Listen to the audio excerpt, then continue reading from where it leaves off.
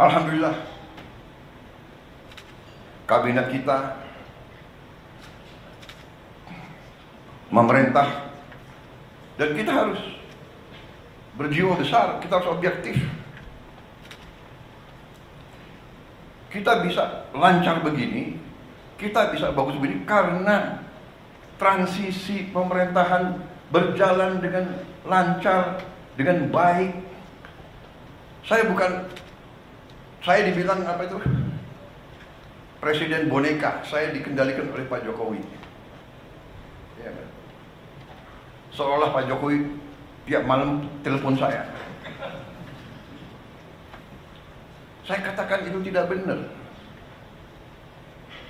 Bahwa kita konsultasi, iya, itu seorang pemimpin yang bijak, yang konsultasi, minta pendapat, minta saran.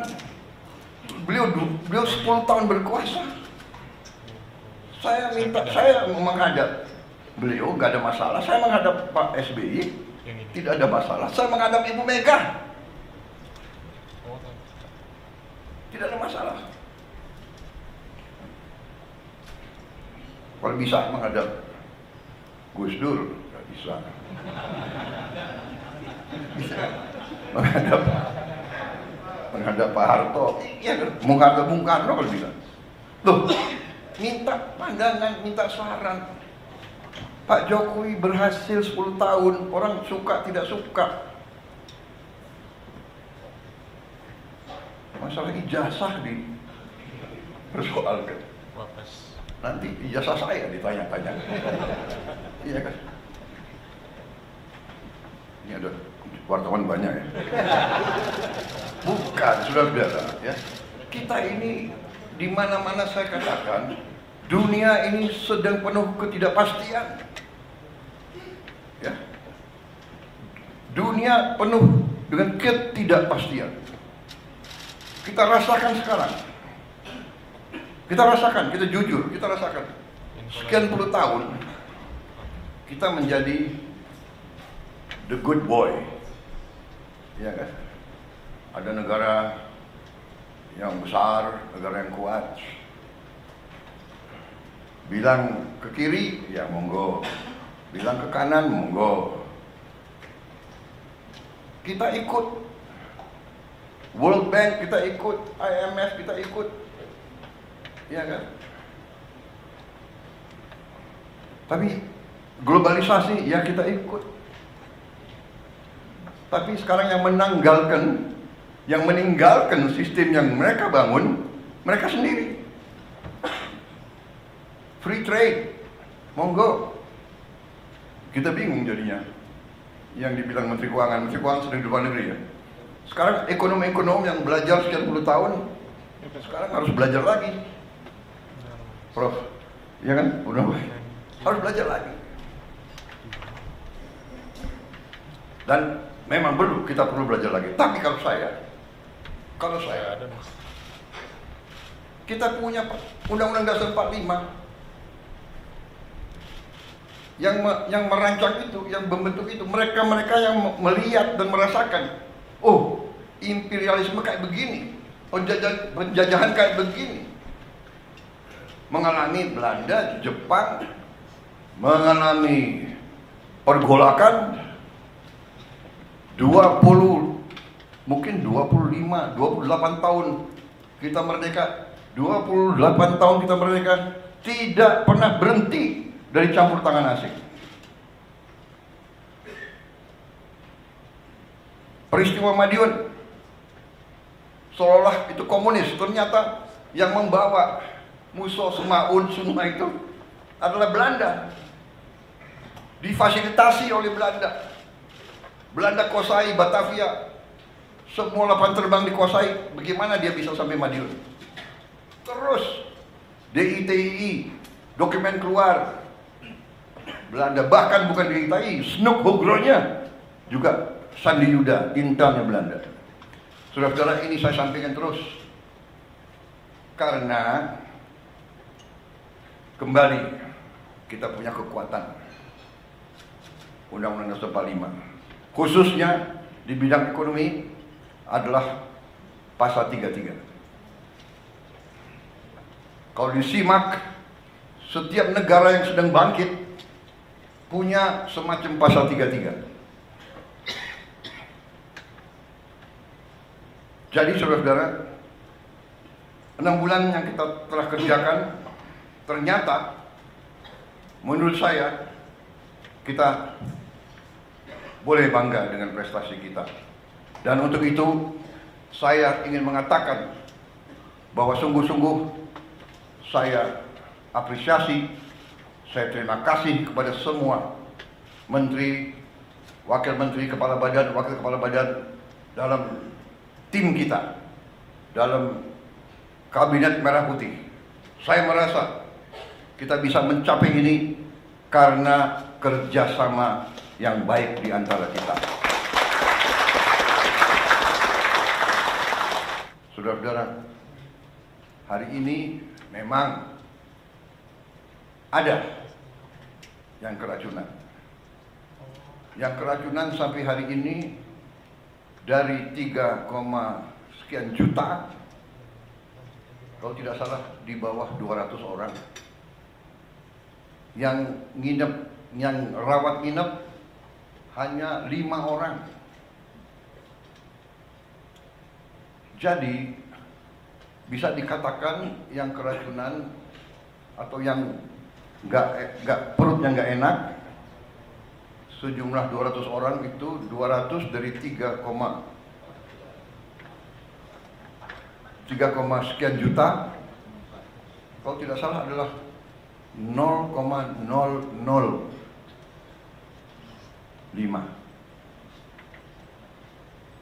Berarti keberhasilannya adalah 99,99%.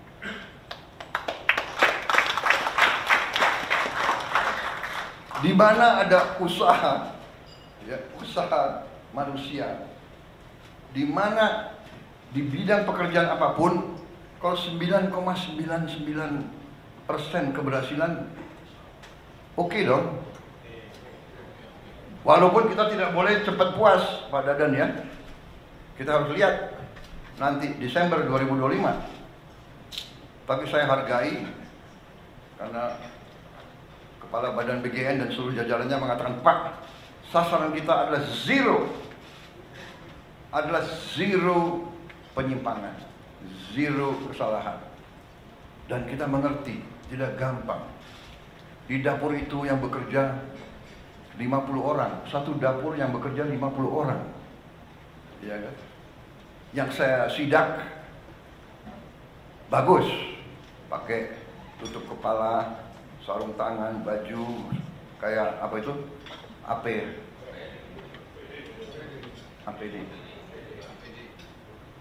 Singkatan APD yang untuk COVID dulu tuh. Alat pelindung diri, Pak. Alat pelindung diri. Ada. Harus buka sepatu. Presiden disuruh buka sepatu. Saya patuh. Presiden buka sepatu. Ada pas pampres yang nggak buka sepatu.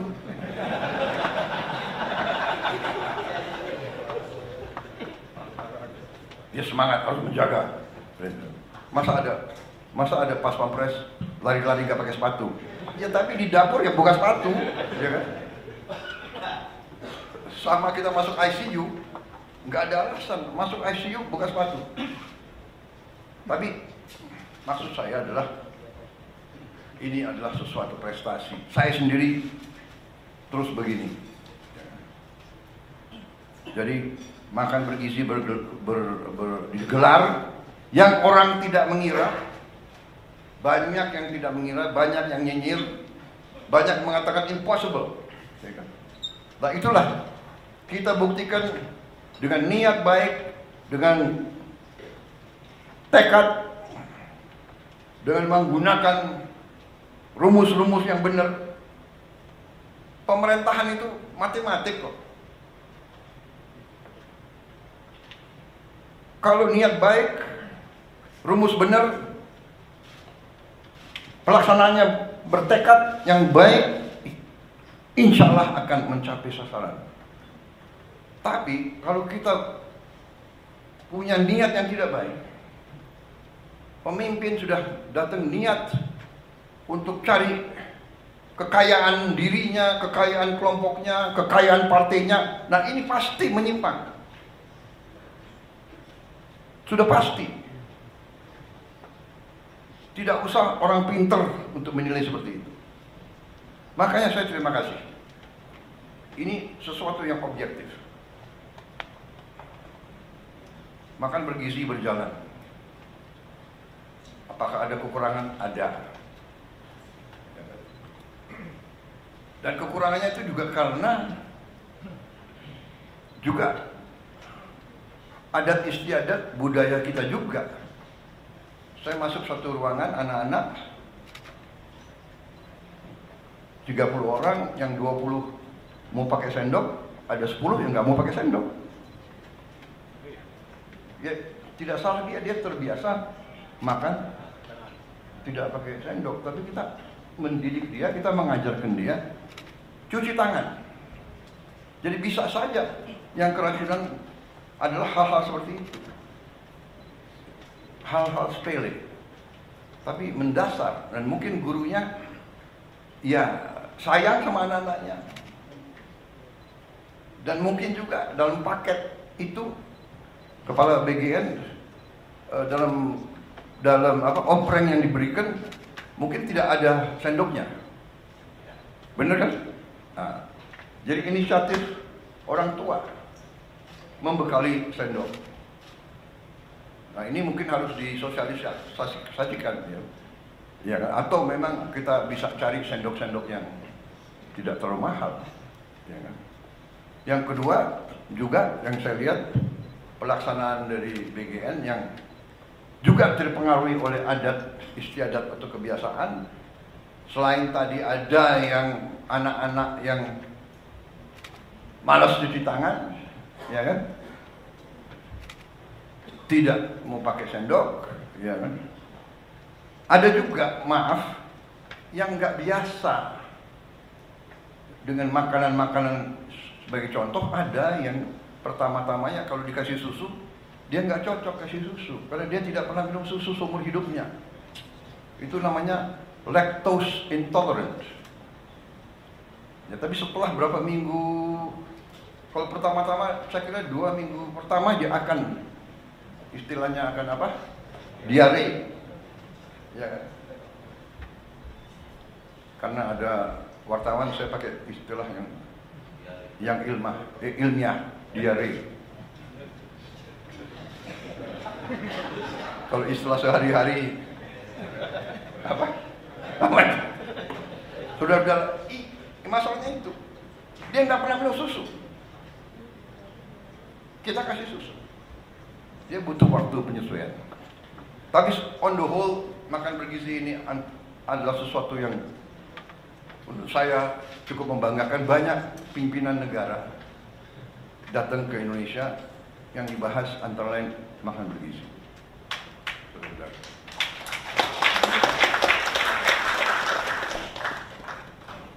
Terima kasih kepada semua anggota Kabinet Merah Putih. Kita telah buktikan 6 bulan pertama, kita buktikan kerjasama kita baik, teamwork kita baik. Di sana sini ada keseleo, wajar. Ada khilaf, wajar. Karena kita ada menteri-menteri yang sudah senior, sudah lama pengalaman. Ada yang baru, ya kan? Ya kan, baru menjabat. Saya aja baru menjabat berapa hari presiden, salah jalan di Istana Merdeka. Bener, cari WC, di mana WC? Wajar. Jadi kita sudahlah, saya ya kan, ada mungkin juru bicara saya keseleo. Ya namanya manusia, dia juga baru menjabat, benar nggak? Iya kan? Kalau yang senior salah bicara, salah. Ya kan? Erlangga salah bicara, nggak bisa. Benar nggak? Ini yang baru-baru ini, benar nggak? Saudara, salah satu prestasi yang perlu kita catat adalah kita berhasil membentuk suatu dana investasi, konsolidasi aset-aset kita, dan antara Daya Anagata Nusantara yang berhasil kita lakukan dalam 4 bulan pemerintahan kita. Kalau tidak salah, bulan Februari 24. Benar ya? Februari 24 kita sudah hitung tanggalnya. Harinya hari Kamis atau tidak ya? Pokoknya 24 Februari 2025. 2 tambah 4 6, ya kan? Bulan 2 6 tambah 2 8. Ke 2025 adalah 9 ya. 8 tambah 9 17. 1 tambah 7 8. Berarti itu tanggal baik dan antara berhasil.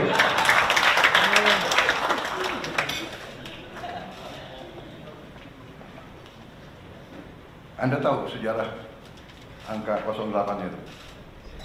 Yang kasih angka itu Pak Luhut Panjaitan. Karena beliau komandan, saya wakil. Wah, aku komandan. 09 aku. Kok 08? Siap?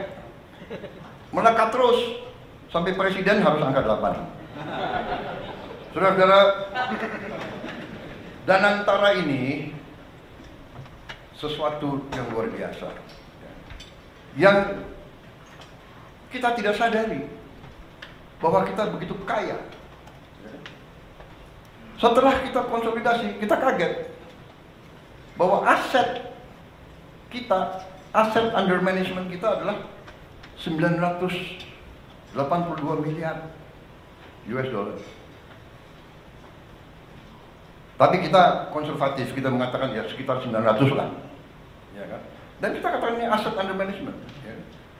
Ada yang mengatakan ini dan itu, ya, ada TBK saham, tapi kita manage itu. That's what we are saying. Tahu-tahu kita baru sadar ada aset lagi.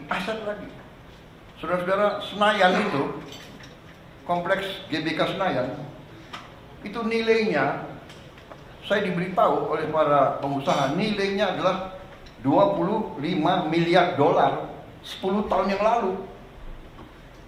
Jadi sekarang mungkin nilainya naik. Pak Rosan, mungkin apa? 30 miliar? 30 ada. Berarti kalau 982 tambah 30, kita sudah tembus 1 triliun US dollar. Yang terus terang aja, banyak pemimpin kita tidak mengerti. Nah ini kadang-kadang pandainya beberapa birokrat kita, aset disembunyikan. Saya minta menteri-menteri kaji, menteri-menteri yang punya aset banyak. Ini aset disembunyikan, nggak tahu nanti lama-lama udah ganti 3 kali menteri, 4 kali menteri, 3 kali presiden, bisa diapakan. Banyak aset negara itu hilang, nggak jelas. Saudara-saudara, negara-negara yang kuat, tanah, itu pasal 33, bumi dan air dan semua kekayaan yang terkandung di dalamnya dikuasai negara. Selama sekian puluh tahun, Senayan nggak jelas. Yang ini dikuasai ini, yang itu dikuasai itu, ya kan?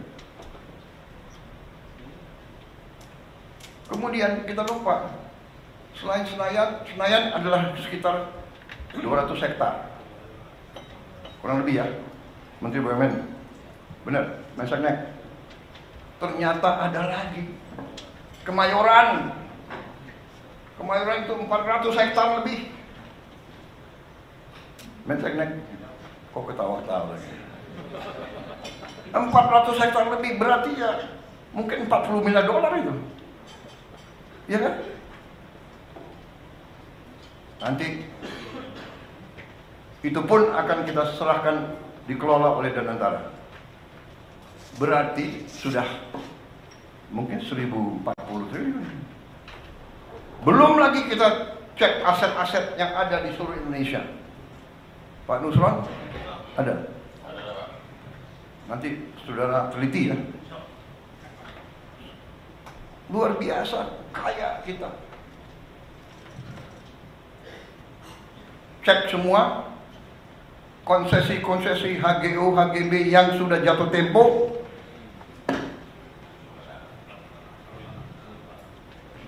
Kembali ke negara. We are very rich. Sekarang saya gagah kemana-mana. Tuh, Indonesia punya sovereign wealth fund. Waktu 900 miliar pun orang sudah terkagum-kagum. Ya kan? Apalagi sekarang sudah 1 triliun. Disangka uang itu banyak yang kita mau bagi-bagi. Padahal kita butuh mengelola dengan sebaik-baiknya. Saudara-saudara, saya kumpulkan Danantara kemarin. Terima kasih Menteri BUMN, terima kasih Ketua Danantara. 800 BUMN saya kumpulkan di Senayan. Waduh, ini ada wartawan.